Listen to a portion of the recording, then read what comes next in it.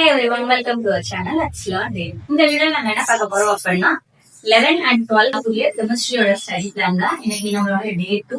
So இந்த போர்ஷன்ஸ்ல நம்ம வந்து எல்லா லெசனும் மிக்ஸ் பண்ணி தான் பார்த்துட்டு இருக்கோம். So important 2 mark 3 mark and detail அந்த கவுண்டிங்ல தான் கொடுக்குறோம். So mostly 4 2 mark and 3 mark ஒரே ஒரு டீடைல் அப்படின்னா full and full 5 2 mark 3 mark அந்த மாதிரி தான் கவுண்டிங் கொடுத்துருக்கோம்.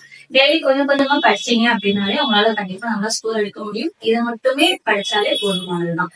சோ ஃபர்ஸ்ட் 11th கெமிஸ்ட்ரிக்கு பாத்தீங்க அப்படின்னா மோல் ஃபிராக்ஷன்னா என்ன, நெக்ஸ்ட் ரெட்ரோகிரேட் சால்யுபிலிட்டினா என்ன, next what why alkaline earth metal is harder than alkali metal அந்த ரீசனிங் क्वेश्चन ரொம்ப ரொம்ப ரொம்ப முக்கியமான क्वेश्चन. சோ அத ஸ்டார்ட் போட்டுருக்கோம். Next bond enthalpy. சோ இது எல்லாமே 2 மார்க்ஸ் அண்ட் 3 மார்க்ஸ்ல கேக்குற क्वेश्चंस. லாஸ்ட் क्वेश्चन பாத்தீங்கன்னா அனாமலஸ் பிஹேவியர் ஆஃப் பெரிலியம்.